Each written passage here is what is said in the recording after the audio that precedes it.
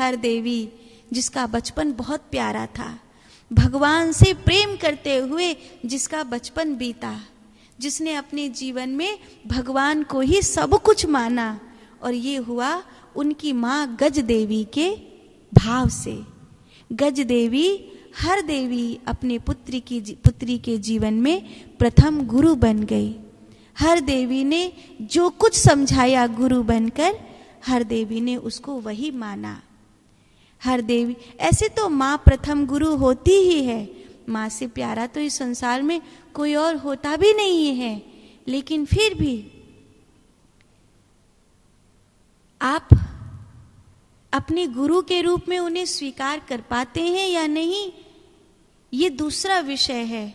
मैं तो कहती हूँ प्रथम गुरु शास्त्र में माँ होती है।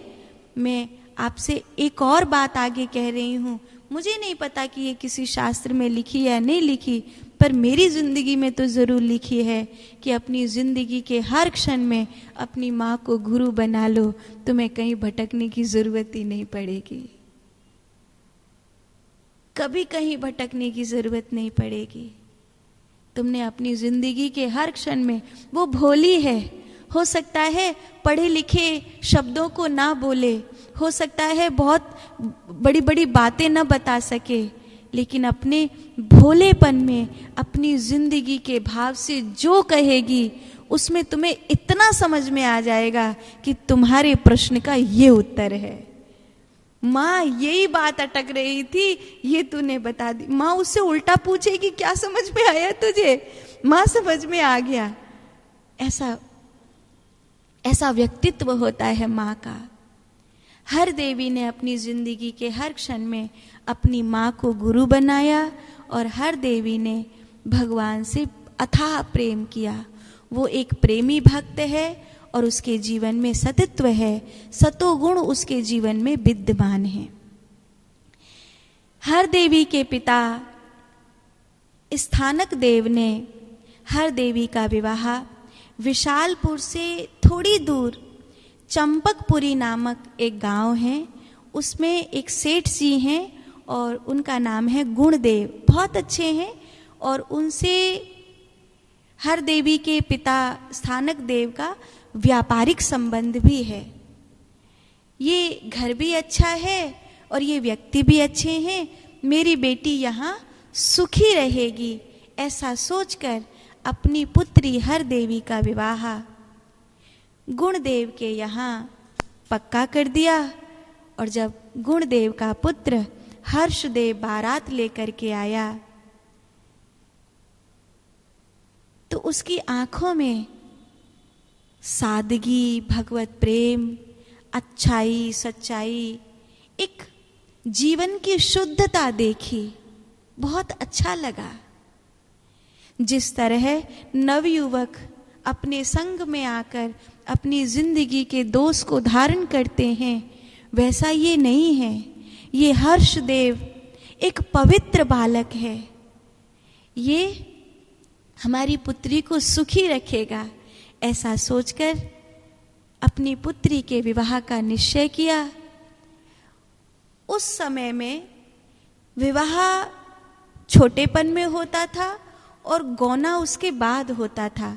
विवाह होने के पश्चात पुत्री ससुराल नहीं जाती थी, जब गौना होता था तब ससुराल जाती थी।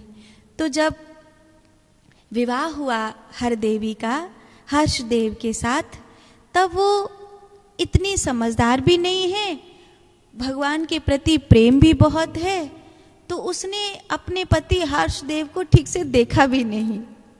विवाह हो गया और जब 2-3 साल बीत गए, हर्ष देवी ससुराल जाने के योग्य हुई, तब गौने की बारी आई। जब गौने की बारी आई तो अपनी बेटी को ससुराल भेजना है, उसकी तैयारी में दोनों पति पत्नी जुट गए।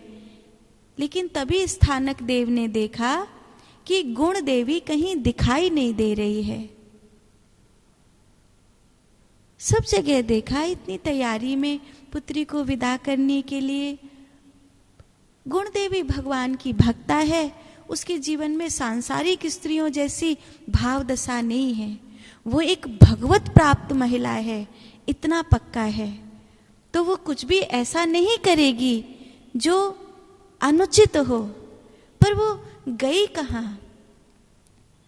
तब पता चला कि गुण देवी भगवान के मंदिर में बैठी है, आंखें बंद हैं, शरीर में एक दिव्यता है, लेकिन जैसे ही स्थानक देव ने अपनी पत्नी गुण देवी के शरीर को छुआ तो भयानक गर्म है, तुम्हें बुखार आ रहा है। देव, मुझे ऐसा लगता है कि मेरे जाने का समय आ गया है। अब इस संसार में मैं इस शरीर को धारण नहीं कर पा रही हूं। आपने जीवन भर मेरा साथ दिया, मेरी भक्ति में, मेरी प्रभु सेवा में आपने कभी नहीं मुझे टोका। आप मेरे जीवन के सौभाग्य हैं। मुझे आज्ञा दीजिए कि अब मैं परम धाम जा सकूं। आपने मुझे कभी कितने ही घंटों में ध्यान समाधि में बैठी रहती थी, कितनी ही देर में ठाकुर जी की सेवा में लगी रहती थी। पुत्री के जन्म के बाद मैंने ब्रह्मचर्य को धारण कर लिया था, पर आपने हमेशा अपना अथाह प्रेम और सहयोग मुझे दिया। इस दासी पर अंतिम कृपा करिए, अब मुझे विदा दीजिए। स्थानक देव ने कहा, नहीं, पुत्री विदा हो रही है, इस प्रकार मुझे छोड़कर मत जाओ। इस संसार में मैं अकेला रह जाऊंगा।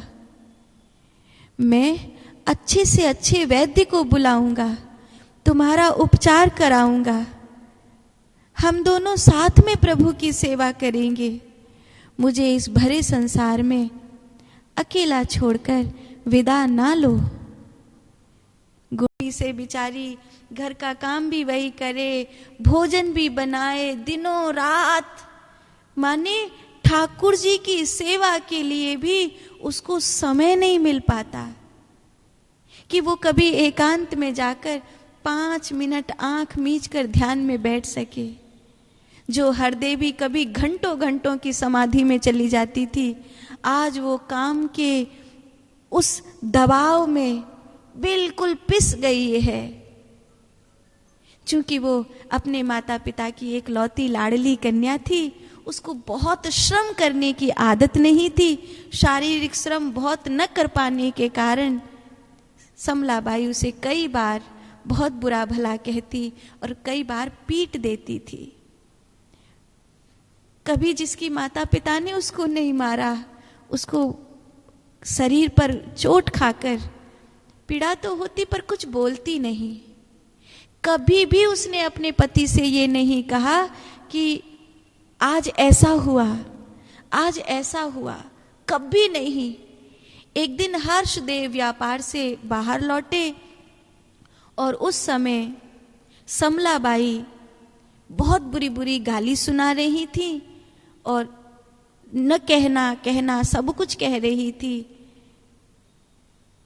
तो हर्षदेव ने कहा, मां क्या हुआ? तो समलाबाई बोली, इसी से पूछ, मुझसे क्या पूछ रहा है? नहीं, कुछ नहीं हुआ, वो आज आटा पीसने में थोड़ी देर हो गई थी तो माँ को कष्ट हुआ है। मैं ही माँ के कष्ट का कारण हूँ। पता नहीं, मैं चाहकर भी इस शरीर से श्रम नहीं कर पाती और माँ को बहुत कष्ट हो जाता है। कुछ नहीं, मैं आगे से ध्यान रखूंगी। लेकिन हर्षदेव समझ गए कि कुछ कुछ ऐसा हो रहा है जो हर देवी मुझसे कहती नहीं। फिर तो हर दिन हर्षदेव ने नजर रखना शुरू किया कि आखिर घर में होता क्या है, और हर दिन एक एक पल की नजर रखते रखते रखते रखते हर्षदेव को पता चला कि हर देवी के जीवन में अन्याय हो रहा है। एक दिन हर्षदेव ने कहा कि मैं अलग घर की व्यवस्था करता हूँ, हम दोनों वहीं पर रहेंगे, या तुम्हें इसी घर में रहना हो तो मैं माँ के लिए अलग घर की व्यवस्था कर देता हूँ। तो हरदेवी कहती है, आपने ऐसा सोचा भी कैसे? वृद्धावस्था में माता पिता का ख्याल उनकी संतान नहीं रखेगी तो कौन रखेगा? आपको ये ख्याल भी कैसे आया? और वैसे भी मेरी माँ तो नहीं रही, मेरे पिता तो सन्यासी हो गए, पता नहीं कहाँ किस आश्रम में रहते होंगे, कैसा जीवन जीते होंगे। कम से कम एक सास है, उसकी सेवा तो मुझे करने दीजिए। अगर मुझसे कुछ भूलें होती हैं और वो कुछ कहती है तो आपको इस झगड़े में पड़ने की क्या आवश्यकता है? ऐसा कहकर हरदेवी ने जब हर्षदेव को चुप किया, आंखों में आंसू आ गए हर्षदेव के। ऐसी वामांगी मुझे मिली है, मेरी माँ के इतने बुरे व्यवहार पर भी वो ऐसा भाव रखती है। हर्षदेव को पीड़ा होने लगी, न माँ से कुछ कह सकता हूँ और न हरदेवी का कष्ट दूर कर सकता हूँ।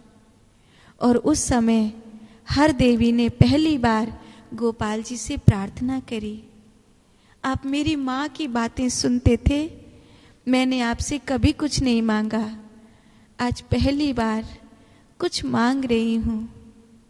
हो सके तो मेरी सासू के बीच में जो संबंध खराब हैं उनको ठीक कर दीजिए।